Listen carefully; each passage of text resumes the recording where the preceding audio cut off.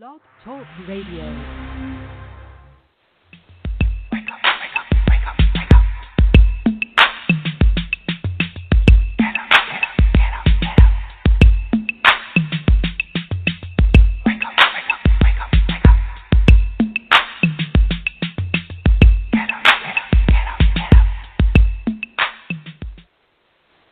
Welcome to Awake to Oneness Radio. I am Caroline Chang, your host. The mission of Awake to Oneness Radio is to inspire the world to awaken to the universal truth of oneness. Science and spirituality are both telling us that we are all connected, that we are all one. So what you do to another person, you're actually doing to another aspect of yourself. And when mankind awakens to the truth of oneness, there will be peace on earth. Today's show topic is The Start and Finish is Love with Akiane Kramarik. Sorry, I actually woke up this morning with a little bit of a sore throat, so bear with my voice tonight. Akiane Kramarik. Akiane started sketching at the age of 4 years old without any art training or classes whatsoever. She is a gifted artist and poet, and like I said, she's been painting since she was 4. She started sketching at 4. She's been painting, I think, from the early age of 6 or 7, and she is here. She has some amazing work to share with us. She is here with us live. Welcome to Awake to Oneness Radio, Akiane. Thank you so much. Oh, thank you so much for having me. It's such a truly an honor. So beautiful to speak with you. It's our honor to have you with us. So you're a child prodigy, but you're not a child anymore. You're 21 years old. You're legal. Yes, I think you're legal in all 50 states. Yes, finally. Yes. but I'm considered finally an adult, I guess. Yes. But I'm 21 years old. Yes. Well, can you please, I'm sure some of our listeners are familiar with you, but could you share your journey with us? I know that you became very popular when you were on the Oprah show. I think you were, 8 or 9? Yes, I just turned 9. Yes, that was the milestone of my whole entire life. That was the finale. But before being invited to the Oprah show, my life was definitely quite different. Mm-hmm. It all started back in 1994 when I was born. I was born in Mount Morris, Illinois, and at the time we were very, very financially poor, and I was born in a shack on the edge of a cornfield, and my mother, she took care of us. She was the most supportive, nurturing mother. My dad worked 3 jobs, and it was a very difficult upbringing at the time. It got me and my dad's health began rapidly declining, and at 2 years old, my mother decided to start a home business to get us out of the small little village that we grew up in. And within 2 years, the business grew, and we finally moved into a very lovely house for the first time. And it was during that time where most of my inspiration for drawing started, because it had nature all around us. It was a very inspirational place. I was 3.5 where I started to pick up charcoal around the house, and there was some coal in the fireplace or food that I could get my hands on that made some bright red color. I loved anything to do with color, and or something that made a physical print on the world. So I used whatever I had to start just sketching what I saw around me. But it was when I was 4 years old where I started remembering my dreams and seeing visions during the day. And I was very shy and very quiet, so the best medium I could use was to draw what I was seeing, and I would go 2 hours a day just everywhere. And my mom noticed my work around the house, and she encouraged me to use paper. And after just drawing and progressing into oil pastels and acrylics at 7, 8 years old, that's when I knew I was going to spend the rest of my life pursuing this. It for me as a person, it was a milestone because I knew this was the best portal for me to be who I am and express what I was seeing. And 8 years old, I completed my first 5-foot-long canvas in oils, and it took me 40 hours to complete.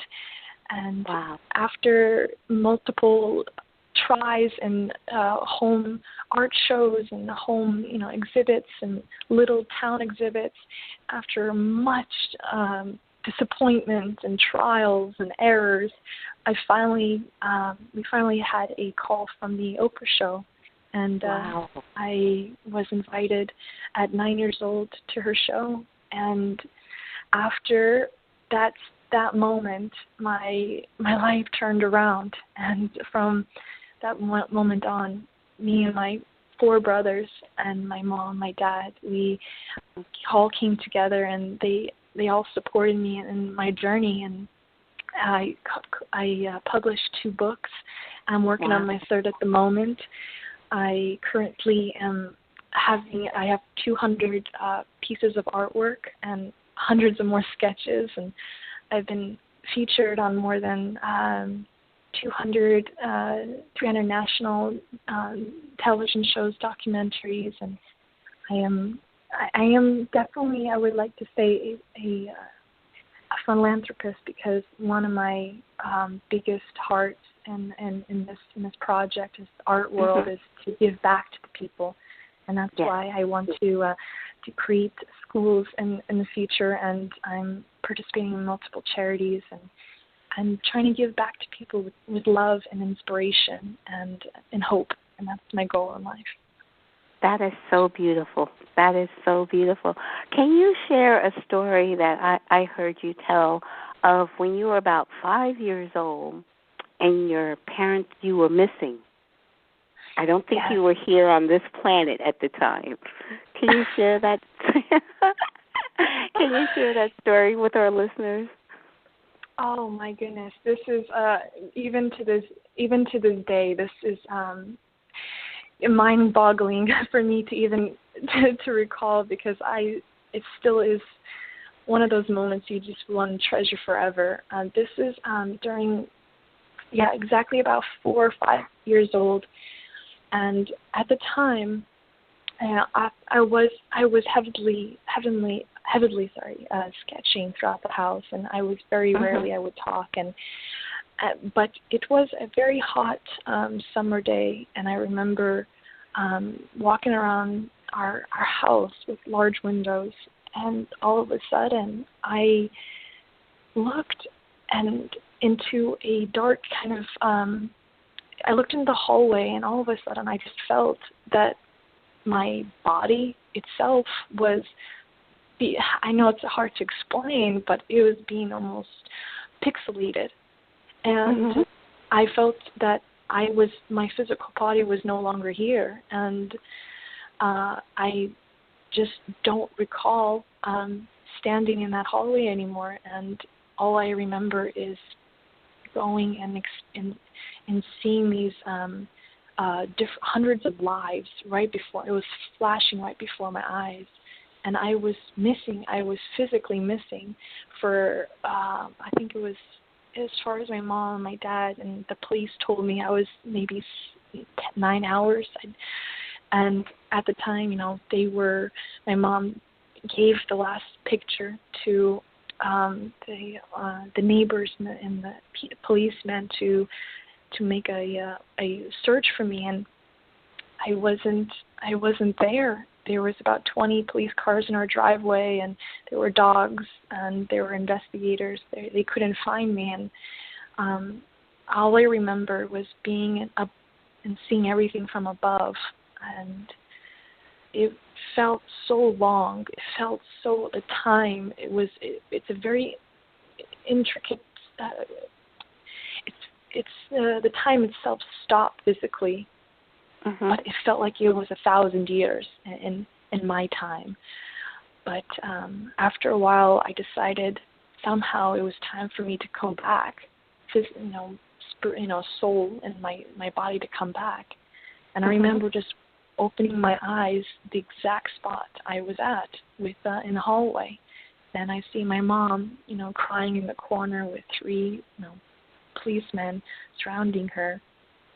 And they looked twice, and they couldn't believe I was standing right there. And I remember my mom rushing up to me and crying, and she was so distraught and worried. And the first thing that came to her was, "Where were you?" And I remember telling her that I'm so tired. I have so much to do. And that's all I remember. And to this day, it's still a mystery on what happened, but I do remember that I was somewhere, and I was traveling with almost a spiritual journey, and I was physically missed. Those are the facts. And from that point on, I definitely started increasing my sketching and my painting. And you started drawing and painting what you saw, right? When you were away. Wow. It was the people that I saw. It was the children that I saw, and the lives that I felt like I was living through. It was a very unusual experience. I don't know if I can exactly put into words, but as I grow older, obviously the memories start to fade a little bit, but that's why I always look back to my first drawings, and my memories will start coming back after I do so. Wow, amazing. That's amazing. Now, I've heard you say that your family wasn't particularly spiritual or religious at the time. And but then you started experiencing the spirit, basically. And so how did your family react to that? My mother was an atheist, and she wasn't too keen on to believe a specific religion or spirituality. So I grew up in a very open and very unstructured environment. But when I did start to experience these events and these visions and dreams, at first she didn't really put the 2 and 2 together. She and my dad didn't quite understand the words that I was using and the drawings that I was drawing. And it was, to be honest, it was after that incident of me being gone, that's when they absolutely started to hear out what I was saying. And it was that incident was very emotional for them, and an awakening for them to listen out to what I have to say. But at the beginning stages, it was very difficult for them. And when I started speaking about these spiritual encounters, they definitely had a mind blown at the time. But after a while, and after proving to them, for example, I recall 6 years old when my mom went on a business trip. She left for 4 days, and I haven't spoken with her, not once. And when she returned back, I would come up to her and tell her exactly where she was, who she was talking to, and what dreams she dreamt. And it was so vivid and so detailed.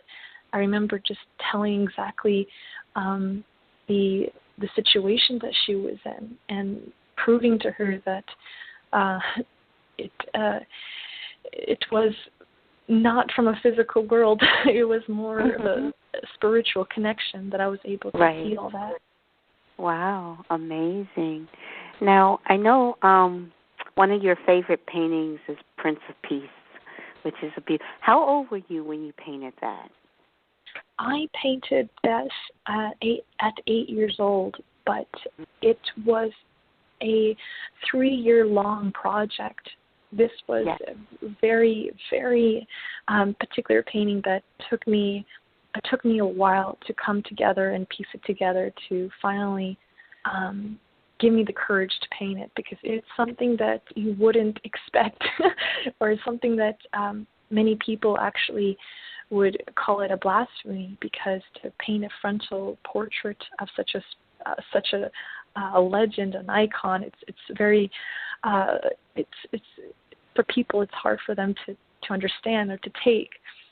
But it started roughly around six years old, where I would see snapshots and little pieces of the painting, and little, like a nose I would see the eyebrows, and then I would somehow try to piece it together in my mind. And it was around 7.5 years old where I got a full picture. And I decided, okay, this is time for me to start painting it. But I still didn't have the technique back then, or the right memory, so I needed some sort of live model. And it was a whole 6 months or year's journey for me to find a model. And throughout that time, I would go to stores, I would go to the malls, the parks, anything you can think of. I would ask my mom to take me there too, so I can just scout out a model. But it didn't turn out as I planned, and at the end, I didn't find anyone. I gave up. And the day that I gave up was the day that I almost kind of told myself a little prayer, and I asked, if you want me to paint Prince of Peace, please bring me a model through the front door. And I got so worded and emotional, but little did I know that day I heard a knock on the door, and I opened the door, and it was this gentleman who stood almost 6.5 feet tall, and he was a carpenter himself, and he heard from a friend of ours that I was looking for a model, and he didn't expect a child to be the artist, but he, after some convincing, he agreed to model for me, and he was the perfect reference that I needed to piece together all my memories. And that's how that painting came to be. Amazing. Amazing. And excuse me, and I know that that painting was used in a movie, wasn't it, recently? Yes, the Heaven is for Real movie, and the Heaven is for Real book as well. This is a particular painting that is one of the milestones in my whole life, and I'm so blessed to be able to have given hope to people through this painting. I'm so blessed. It's a beautiful painting. I love so many of your paintings. I don't know if I can say I have a favorite. They're all so beautiful. But I know you. Go ahead. It's interesting that you said, because my favorite is always the last one I paint, but usually it goes back to the Prince of Peace one. Well, that's good. That's very good. I love how you paint all different races, and I know you had said that you don't come from an area that has a lot of different diversity, but you were able to paint different races. Can you share that with us, how you're able to do that? It is yes, during my earlier years, I was very secluded in a very small towns, and there were virtually no diversity. And as an artist, that's the biggest weakness one could give is no access to inspiration and to reference to diversity. And I was very disappointed when I couldn't grasp that particular feature that I was looking for.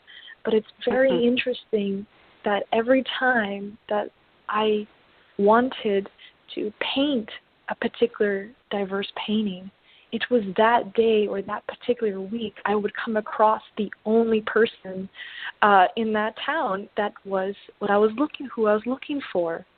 Or those little miracles happened after meditation or prayer, and it comes in a very divine way.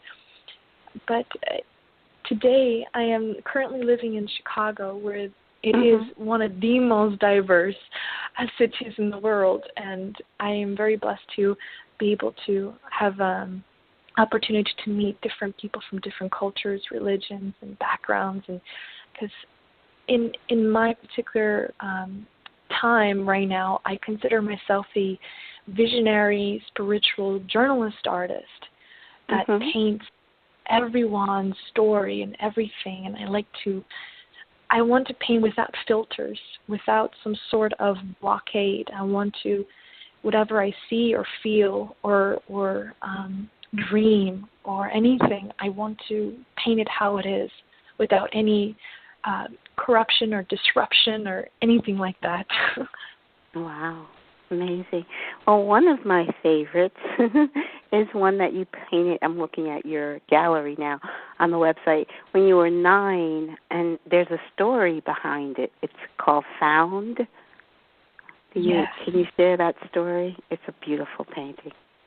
Yes, this is a story of an incredible true story. What happened at the time? I lived in Idaho, which, as you may know, does not have very diverse cultures there. It was something that I was thinking about for a long time. I grew to love the skin color and just their whole the whole beauty of that particular race. I was so fascinated. I was wanting to paint someone like that, and I would go and search again for a model, and obviously, after much effort, I couldn't find one, and after much prayer and coincidence, I came across these 2 lovely children, and I began to hear their story. And the story came to be that they grew up and they were born in a little village, a little tribe in Madagascar. And after their parents died, they had a taboo that they cannot hold orphan children. They would throw these orphan children into the jungles for them to live out their lives and left to die. And there was a 2-year-old brother took care of his 6-month-old sister for over 3 months in the jungle.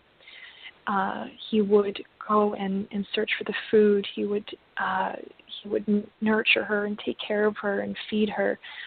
Just remember, she's 2 years old, and to hear that his incredible journey and these missionaries, or as far as we know, it was travelers. Yes, the travelers came across these 2 children in the jungle and found them, and they rescued them and adopted them after some months or so. And these are the same 2 children whom I met in Idaho, and their story inspired me to paint this painting. But the interesting fact about this is, as I was painting the background in this particular painting, I had over 5 different ideas. It was a desert. It was more of an ocean. Just name it, I probably have painted it. But at the end, I decided to paint the waterfalls in the background. It turns out that the children, the exact place the children were found, were the only place where they had waterfalls, and it was almost the exact same scene where they were found. Wow. And it was definitely emotional when their adoptive parents told me the story, and of that. So I was super honored to be able to paint their life. Yes, so beautiful. And also, I love another painting of yours when you were 10. I believe it's forbidden fruit. And, yes. And yes. This was one of the most enjoyable pieces of work I've done. I woke up one day and it was a start of a new project, and I would go into my storage and just pick out the canvas that I was going to paint that day. And I came across this very small canvas, and for some reason, I just looked at it and I had this idea straight away. I don't know how it came. It was the most effortless inspiration I've ever had in my life. It was the inspiration of blending all the races in the world into one face and to represent the mother of all mankind. And it was the face of Eve. And it took me 15 hours to complete this painting in oil. And she is biting into the fruit of knowledge of good and evil. The green is good, the red is evil, and the green drop that dripping from the grape represents the deception bleeding through it. And she's looking up to the sky, to the light for redemption or forgiveness. But it was that moment. I wanted to capture that curiosity moment. I wanted to capture that feeling that she might have had, and yeah, that's how it came about. Wow, it's so beautiful. And you've done several self-portraits. How many self-portraits have you done at different ages? I have done two self-portraits, but I did experiment. I did do a quick sketch when I was 14, and I did do I used myself as a model to paint another girl. It's called Turquoise Eyes, and I used a mirror the whole time to paint that painting. But yes, I have completed 2 direct and self-portraits, but there was a sketch and there was another painting as well. I'm going to be working on another one this year. Hopefully, a more of a current self-portrait. Okay. I love the one you did when you were 11, where you're holding the paintbrush. Yes. Co-creation. Yes, the co-creation. Yes, this was the painting I wanted to express to people the feeling how I was painting every day. This is the feeling how I paint. This I'm co-creating with every spiritual world, God. I'm co-creating with the world around me to create a painting.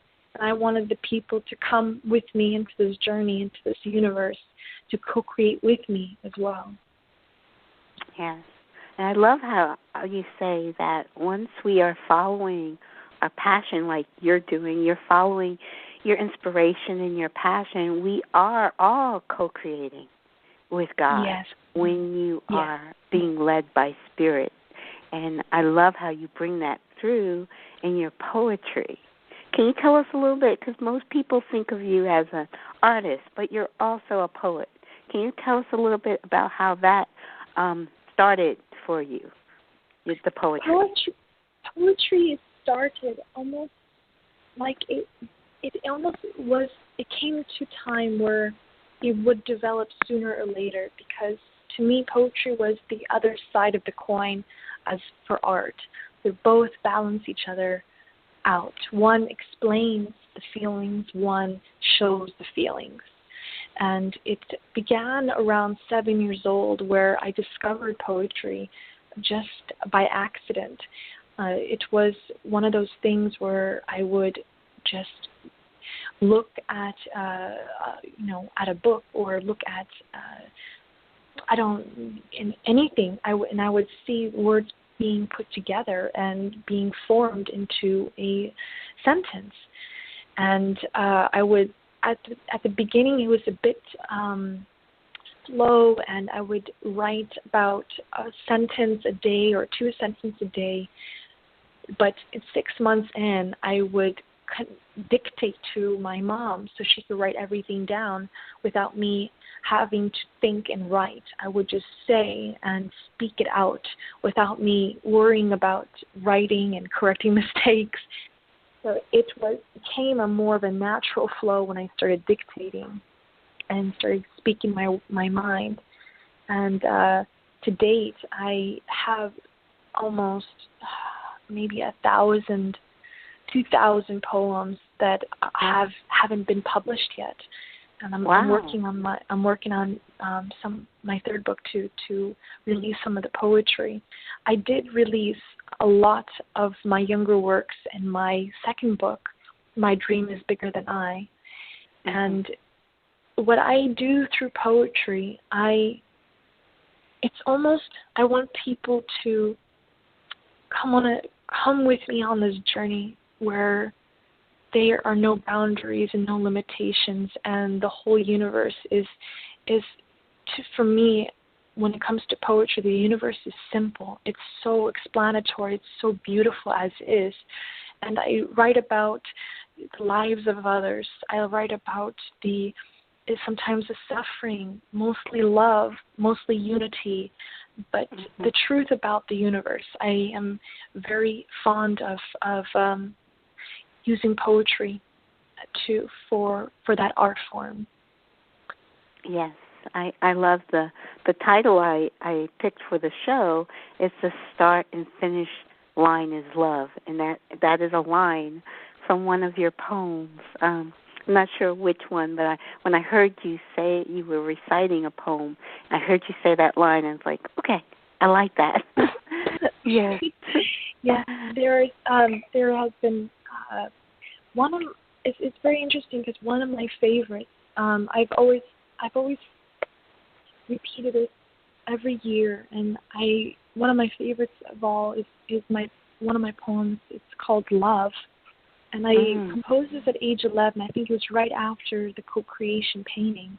Would you like me to recite it for you? I would love for you to. Yes, please. Oh, beautiful. And this is titled Love. Love is never alone. Love is always crowded. Love is the shared self. We cannot own our love. We cannot teach our love. The longest breath of love is the shortest distance to heaven. The deepest life is love. The deepest love is an embrace. Love is not rest. Love is peace. Love is the purpose. Beautiful. Beautiful. That is simply beautiful. That is, and love. I say it all the time. It's everything. For me, the word love and God are the same. You can use them interchangeably because love is everything. All that is love. That Absolutely. is so true. So beautiful. Absolutely. So beautiful. So one of the things I like to do with this show, I just started my show about a year and a half ago. I've been doing it and kind of following Spirit. Spirit said, do it. I'm doing it. But what I like to do with the show is have people on like you who are following their spirit, because when you tap into that passion that you came here to be an artist, to be a poet. That was your passion. That was your meaning for being here. And we all have that. we all have something we can go within and tap into and share with the world. And so that's what I want to encourage people to do with the show. Now, you had mentioned that your passion is helping children. Yes. And yes. I also have a similar passion for helping children.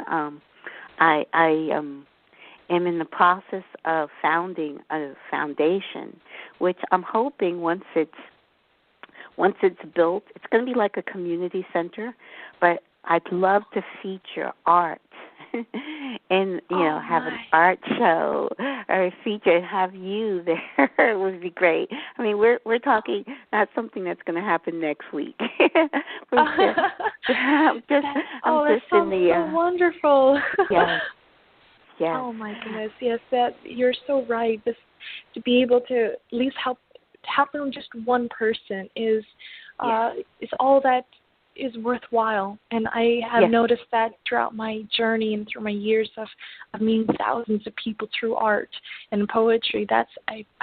Everyone has this extraordinary gift inside them. It's just they need to water it and grow it and nurture it. Just like a bamboo, for 5 years you won't see it growing through the ground. It's only after the 5 years they would sprout and grow and grow together and tall. And it almost reminds me that we all are kind of like bamboos in a way inside of us. We just need to be patient until the right moment and make it blossom.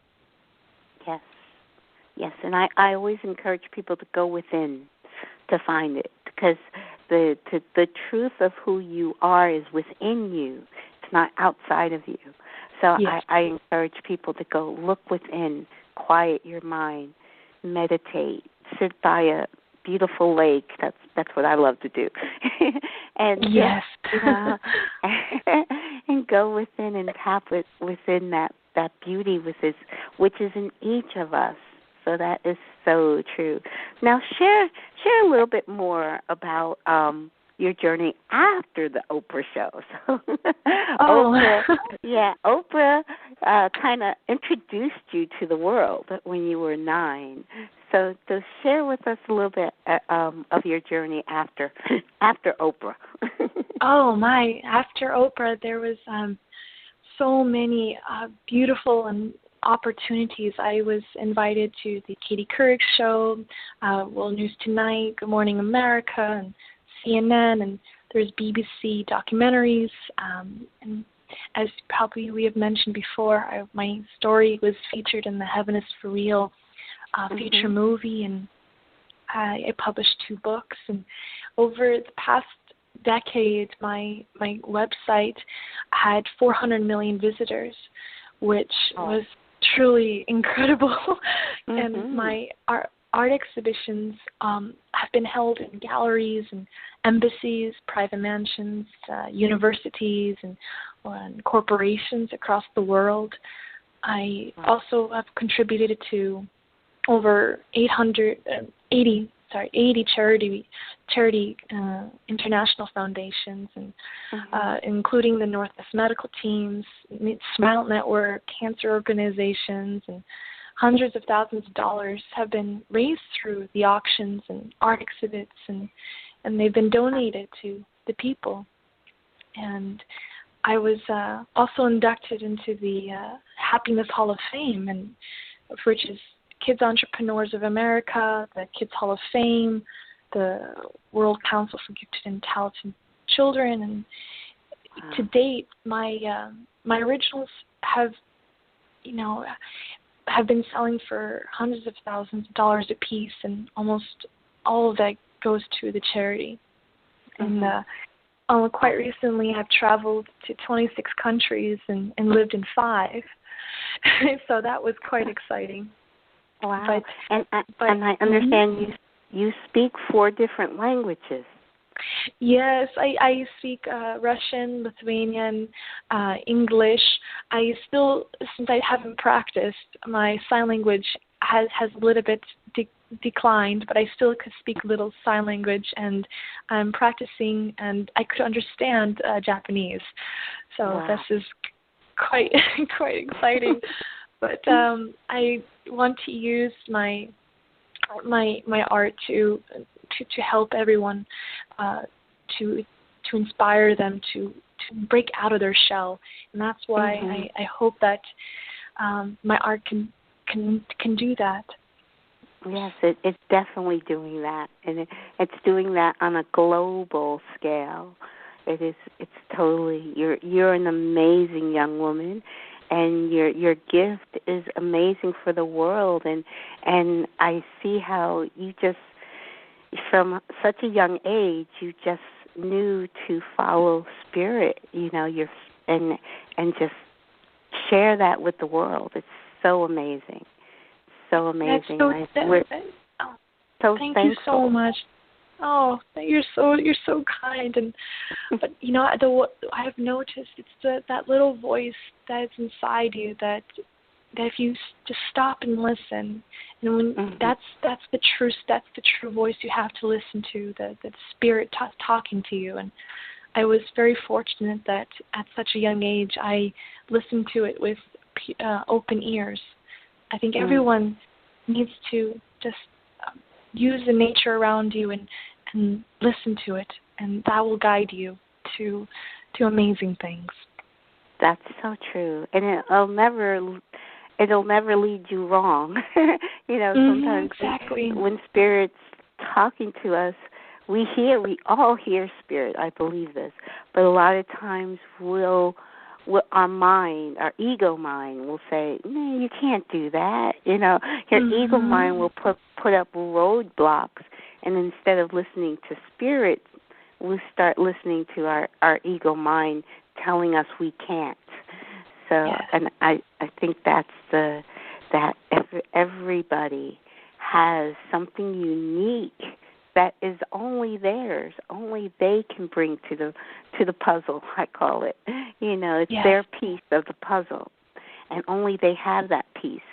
So they have to be the one to do what they came here to do, to make it all a whole mosaic, to complete the puzzle.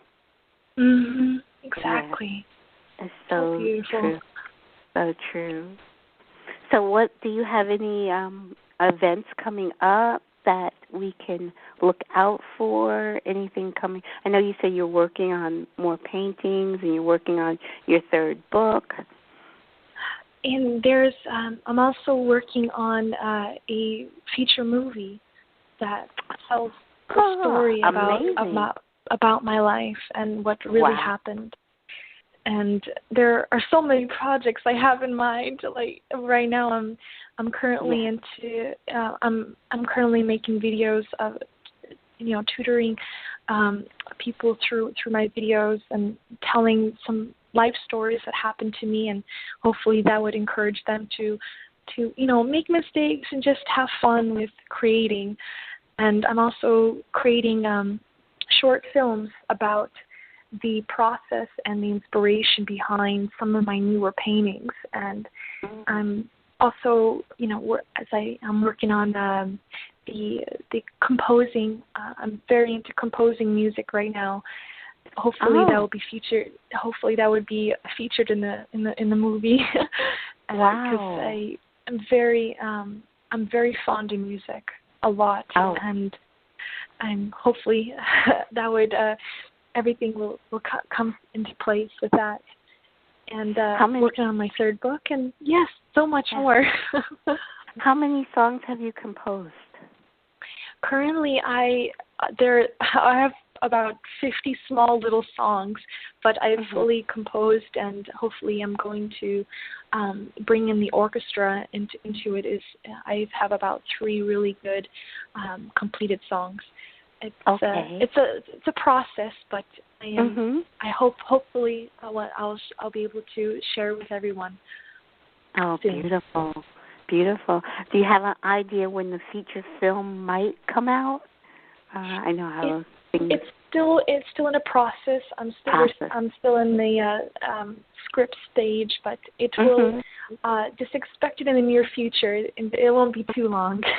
But I hope hopefully through this movie, the story would inspire people and to look further, not to beyond the wall ahead of you. Hopefully they could take the wall and out in their view and look beyond, not just this world, but other worlds as well.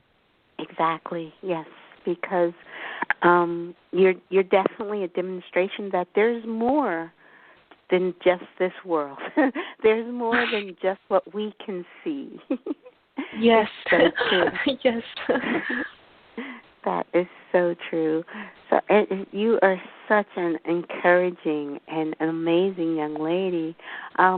So, excuse me, I'm sorry, my throat is, I'm going to grab a sip of water. Oh, go for it, yes, no worries. No, it's the weather has been changing here. In my. the Pocono. We've had cold days in June. It's very funny because in Chicago there is a saying where you don't know whether you're going to be wearing a sweater or a T-shirt in July because of the drastic changes here. Yes, probably it's like it over there. Yes, exactly. Yes, I'm in the Poconos in northeast Pennsylvania, and we have had some very unusual weather this year. We had a very warm winter and a very cold spring. So, you know what? That's the beauty. That's the beauty of seasons. You don't know exactly what to expect. Exactly. So now I know when you were younger, you were getting up at 4 a.m. and are you still getting up that early to paint? Most people are shocked when they say this. I actually don't wake up at 4 o'clock anymore. I wake up 2:30 or 3 now. A little bit earlier now. It's been for some reason for the longest time I became and still am a very early bird. I truly believe that for me the morning is what my body and my mind requires. It's something that is very inspirational for me. If I wait 2 hours or 3 hours more, my whole system, my whole creative process is just gone. So I think it's very important. I believe that people who want to create or who want to pursue something adventurous, they need to find a specific designated time to it could be the morning, afternoon, or evening, but when you do find it, it's the best thing one can have.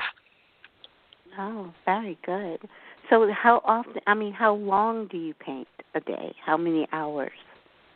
I wake up at 2:33, and now, as I'm older, I can withstand more of a expanded time span. So now I would work about six hours a day on my painting, and after I would paint, I would go on the projects that I have that day, whether it's the book or the movie or the my music. And I am very fond of teaching children, so I would also teach children whenever I have a chance. And I have so many. Every day is new for me, but but I do notice that having that morning schedule is very beneficial for me personally. That's how I'm able to create such a detailed paintings because of the concentration and focus I have. For example, the latest painting was titled 16 Lives in the Wind. And this particular painting, which at the start I did not consider the fact it would take me 7 months to complete. It was the longest painting process I've ever encountered. over 3 continents. I painted this painting in over 1,000 hours. It was something I did not expect. I had to paint 16 faces one after another on top of each other because I was trying to find the right emotion, the right character for that particular painting. But I finally found it after 1,000 hours, and after 7 months later, I finally found the light and the silence and the whole movement I was looking for.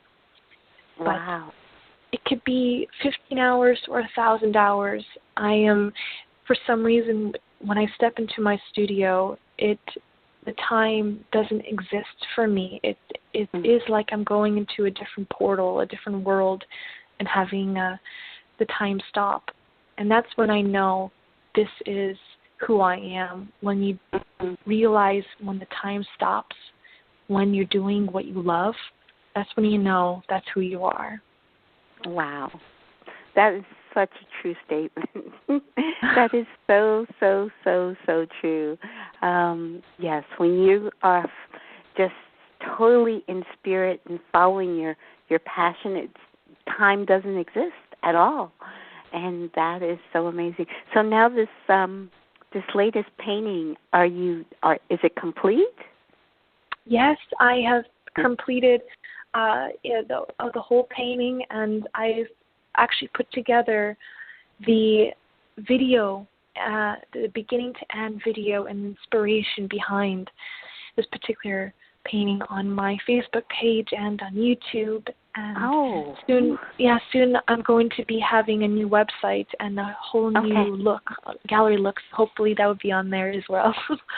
Okay, so the YouTube is already up. Okay, I'm gonna go looking for that YouTube right when we're finished. Oh, amazing! And I forgot, what did you say the name was of that painting, of the latest painting? Mm-hmm. It's 16 Lives in the Wind. 16 Lives in the Wind. Oh, wow. Mm-hmm. That's amazing. You're so inspirational, and you're so full of wisdom at such a young age. So we know that you have so many projects that you're working on currently. So I guess you're living your life pretty much day to day, but do you see anything different in your future, or is this painting, composer, a poet? Is there anything else we're going to add to that? I am that person that loves to put my foot into a lot of different ponds and try new things. I might step into the sculpting field. I might try sculpting as well, and maybe being an art director and a movie art director. But there's one thing for sure is that hopefully I'm gathering all of the best information right now and the best facts to open up a art academy. That's one of my heart things I've been dreaming about since I was 7 years old. I wanted to find aspiring and established artists from all over the world to reach their dreams, because in order for our dreams to come true, just one person is needed. And just one person who can believe and support our gifts and mission. And, just as it happened to me, my mom was that person that believed in me and helped me and inspired me. Hopefully I can be that person to other people in the future. Amazing. Now, where would this art academy be located? In Chicago? Just curious. This is after 26 countries and living in 5. I've narrowed it down to a few. But yes, Chicago is one of the options. There are many others. I'm trying to feel and explore that perfect place that could be both creative, inspirational, practical, and that whole package. Okay. and I can envision it being in more than just one city. It's going to be global, so. Yes, I hope so. I hope so one day. Yes, I have to have an art academy, one of your art academies, at least on on each continent, you know. Yeah. Oh, that would be so lovely. That would be super. That would be so honoring and blessed. That is amazing. You are such an inspiration, and please just continue doing all your wonderful work and sharing your vision and sharing yourself with the world is inspiring others to do the same at every age, at young, no matter how old you are. You're never too old to reach within and live your life through your light that is within inside of you. That is so amazing. Oops, did I lose you? No, you're still there? Nope, I'm still here. Okay. I'm just it's so refreshing to listen to your words, and it's so true that there's so much opportunity, so much so much love around us. We just need to take out that filter and be open-minded. And because society is a very, very interesting thing, what it does, it can help, it can heal you, and it can hurt you at the same time. It depends on how you, what's your view on the world. And when you have a pure view on the world with an open view, then many things could come into its place like a domino effect. And it's a very refreshing to listen to you, and I absolutely agree. Well, thank you. Yes, and it's so key what you just said. It's your perspective on life, because in any moment and in every moment, you can look at the beauty, because there's beauty in every moment, and you can look at that and search out that beauty. Or you can focus on something that you don't think is that beautiful. You know, you can't do both. You can't focus on something that you think is not that great or focus on something that is beautiful at the same time. You can't hold it in that same moment. And in every moment, there is beauty. There is joy. There is gift. There is love in every moment.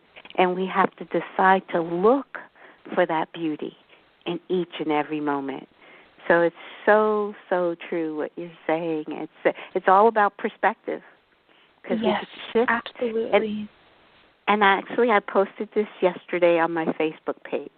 I said there's only two choices we have, and it's love or fear. Those are the only two choices in any given moment. We can choose love or we can choose fear. But you can't choose them both at the same time. So that is very true. So true. Well, thank you so much. And please thank your father, Mark, for me. He's been so amazing and helping to arrange this show for you tonight. Yes. I'm so happy. I'm so happy that my dad got the chance to bring us together on the same phone and speak. Yes. And I am so honored and so thankful that I shared my story, and hopefully this will inspire others and to bring out their love in them and for others. And we all need it. We all need each other in the end, and we just need to be open to that possibility. That is so true. We are all in this together. You know, we are just one family. We really are. We're just one family, and we have to. That's what the whole show is about.